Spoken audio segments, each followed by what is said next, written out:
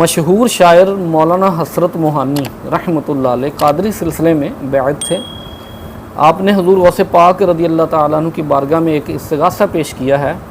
وہ میں آپ کو سناتا ہوں۔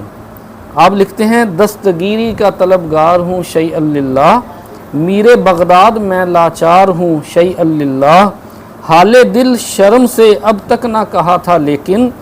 آج میں در پہ اظہار ہوں شیئا للہ، کرم خاص کے لائق تو نہیں ہوں میں پھر بھی آپ کا غاشیہ بردار ہوں شیئا للہ، آپ ہی سنیے کہ اب اور کہوں میں کس سے، بستہ دامن سرکار ہوں شیئا للہ، مجھ سے اب دین کی پستی نہیں دیکھی جاتی، غلبہ کفر سے بیزار ہوں شیئا للہ، جلوہ پاک نظر آئے تو بھر آئے مراد،